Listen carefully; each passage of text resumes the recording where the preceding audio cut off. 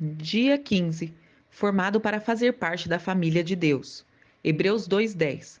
Foi Deus que fez todas as coisas, e todas as coisas são para a sua glória. Ele quis que muitos filhos compartilhassem sua glória. 1 João 3:1. Vejam com que grande amor o Pai Celeste nos ama, pois ele consente em que sejamos chamados seus filhos e verdadeiramente somos. Você foi formado para fazer parte da família de Deus. Deus quer uma família e criou você para fazer parte dela. Este é o segundo propósito de Deus para a sua vida, o qual foi planejado antes que você nascesse. Toda a Bíblia revela a história de Deus formando uma família que irá amá-lo, honrá-lo e reinar com ele para sempre. E a Bíblia diz: seu plano imutável sempre foi adotar-nos em sua família, conduzindo-nos a si mesmo por meio de Jesus Cristo. Isso lhes trouxe grande satisfação. Efésios 1:5. Deus é amor, por isso ele dá imenso valor aos relacionamentos. A própria natureza de Deus é relacional, pois ele identifica a si mesmo em termos familiares. Pai, Filho e Espírito Santo. A Trindade é um relacionamento de Deus consigo mesmo. É o padrão perfeito para uma relação harmoniosa e devemos estudar as suas implicações. Deus sempre existiu vivenciando um relacionamento amoroso consigo mesmo e logo ele nunca esteve só.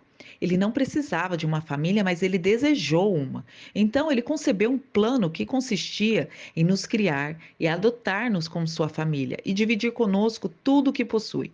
Isso dá a Deus um grande prazer. A Bíblia diz: foi para ele um dia feliz quando ele nos deu a nossa vida nova, por meio da verdade de sua palavra e nos tornou, por assim dizer, os primeiros filhos na sua nova família. Tiago 1,18. Quando depositamos a nossa fé em Jesus Cristo, Deus torna-nos nosso Pai. Nós nos tornamos seus filhos, os outros cristãos tornam-se nossos irmãos e irmãs e a igreja, então, se torna uma família espiritual. A família de Deus inclui todos os fiéis, do passado, do presente e do futuro. Cada ser humano foi criado por Deus, mas nem todos são filhos. A única forma de ingressar na família do Senhor é nascendo novamente dentro dela. Você se torna parte da família humana em seu primeiro nascimento e torna-se membro da família de Deus pelo segundo nascimento. E a Bíblia diz em 1 Pedro 1,3: Ele nos deu o privilégio de nascermos de novo, de modo que agora nós já somos membros da própria família de Deus. O convite para fazer parte da família de Deus é universal, mas há uma condição: a fé em Jesus. A Bíblia diz: todos vocês são filhos de Deus mediante a fé em Jesus Cristo. Gálatas 6:26. A família espiritual é mais importante que a biológica, porque durará para sempre. A nossa família terrena é uma dádiva maravilhosa de Deus, mas é temporária e é frágil. Ela está sujeita a rompimentos, a divórcio, a distância, até mesmo a inevitável morte. Já a família espiritual, que é composta por outros fiéis, irá perdurar por toda a eternidade. É um laço permanente, é uma união muito mais forte que o parentesco de sangue.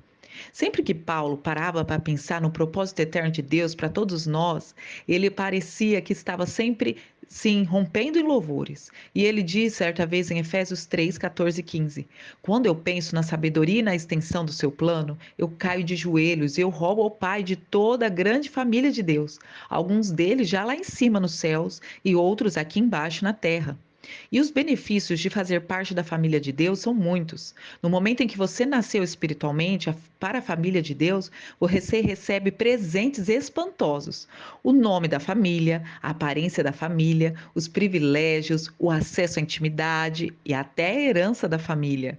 A Bíblia diz: por ser seu filho, tudo que ele, Deus, possui também pertence a você.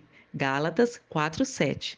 No Novo Testamento, dá grande ênfase à nossa valiosa herança. O meu Deus suprirá todas as necessidades de vocês de acordo com as suas gloriosas riquezas em Cristo Jesus. Filipenses 4:19. Como filhos de Deus, temos parte de uma fortuna e de uma afortunada família. Aqui nós recebemos a bondade, a paciência, a glória, a sabedoria, a graça, a misericórdia, o poder. Mas na eternidade, nós iremos herdar e reinar ainda mais. Paulo descreve: eu quero que vocês percebam quanto é rica e gloriosa a herança que ele, Deus, tem dado ao seu povo. Efésios 1:18. O que exatamente abrange essa herança? Bom, primeiro seremos levados deste mundo a fim de estar com Deus para sempre. Segundo, nós seremos completamente transformados para nos tornarmos como Cristo. E terceiro, nós seremos livres de toda dor e sofrimento e morte. Quarto, seremos recompensados e reassumiremos posições de trabalho. É isso mesmo. Em Mateus 25, 21, 23, Marcos 9, 41, 1 Coríntios 3, 8, Hebreus 10, 35. Quinto, participaremos da glória de Cristo. E que herança gloriosa, não é mesmo? Você é muito rico e é mais do que você imagina. A Bíblia diz: Deus reservou uma herança inestimável para os seus filhos. Ela está guardada nos céus para você, pura e incorruptível, isenta de oscilação e da decadência. 1 Pedro 1,4. Isso significa que a sua herança eterna é inestimável, pura, perpétua, protegida. Ninguém pode tirar de você. Ela não pode ser destruída pela guerra, ela não pode ser destruída pela economia deficiente, nem por algum desastre natural. É por essa herança eterna, não pela aposentadoria, que você deve ansiar e se esforçar. Paulo ainda diz: tudo o que fizer, façam de todo o coração, como para o Senhor e não para os homens, sabendo que receberão do Senhor a recompensa da herança. Colossenses 3, 23 e 24. Aposentar-se é uma meta sem grandes perspectivas. Você deveria estar vivendo à luz da eternidade. Um outro passo é o batismo, a identificação com a sua família de Deus. A família saudável tem orgulho de si mesma e de seus membros e não se envergonha de serem reconhecidos como parte dela. Infelizmente, eu já conheci muitas pessoas que, ao contrário do que Jesus ordenou, jamais se identificarão publicamente como uma família espiritual, ou seja, nunca quiseram ser batizados. O batismo não é um ritual facultativo que possa ser postergado. Significa uma inclusão na família de Deus e um anúncio público ao mundo. Eu não tenho vergonha de ser parte da família de Deus. Você já foi batizado? Jesus ordenou esse belo ato, que ele fosse realizado por todos os membros da sua família. Ele nos disse: portanto, vão, façam discípulos de todas as nações e batize-os em nome do Pai e do Filho e do Espírito Santo. Mateus 28, 19.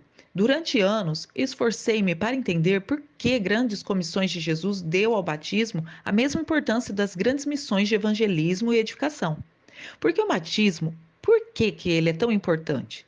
Então eu percebi que é por simbolizar o segundo propósito de Deus na nossa vida, a participação na família eterna de Deus. Eu vou ler de novo essa parte.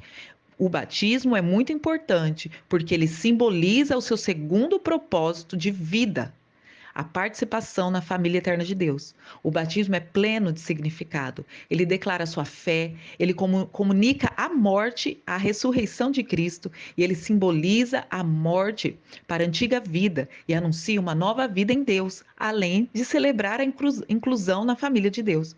O batismo é a representação física de uma verdade espiritual.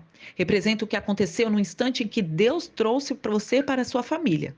Alguns de nós não são judeus, alguns são gentios, alguns são escravos e outros são livres, mas todos fomos batizados no corpo de Cristo pelo Espírito e todos recebemos do mesmo Espírito. 1 Coríntios 12, 13. O batismo não torna membro da família de Deus, somente a fé em Jesus faz isso. O batismo demonstra que você já faz parte da família de Deus, assim como uma aliança de casamento é um lembrete visível de um compromisso de intimidade firmado no coração. Não é algo que você deva postergar até estar espiritualmente maduro. Não, é uma condição e é a única condição bíblica, é crer. No Novo Testamento, as pessoas eram batizadas assim que criam. Em Pentecostes, por exemplo, 3.000 pessoas foram batizadas no mesmo dia em que aceitaram e reconheceram Jesus como Salvador de suas vidas. Em outro momento, um líder etíope foi batizado no mesmo instante em que aceitou Jesus. Paulo e Silas batizaram o carcereiro em Filipos e toda a sua família à meia-noite.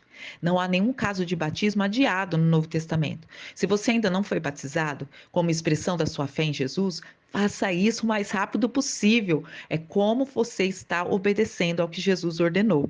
E esse é um privilégio para a nossa vida. A Bíblia diz: Jesus e as pessoas que ele santificou pertencem todos à mesma família. Por isso, ele não se envergonha de chamá-los de irmãos e de irmãs. Hebreus 2, 11. Deixe essa verdade maravilhosa entrar no seu coração. Você faz parte da família de Deus e, pelo fato de Jesus tê-lo feito santo, Deus tem orgulho de você. As palavras de Jesus são inequívocas. E estendendo a mão para os discípulos, Jesus disse: Aqui está minha mãe e aqui estão meus irmãos. Pois quem faz a vontade de meu Pai que está no céu, esse é meu irmão, esse é minha irmã, esse é minha mãe. Mateus 12, 49 e 50. Ser incluído à família de Deus é a maior honra e o maior privilégio que você pode receber. Não há nada maior, não há nada que se compare.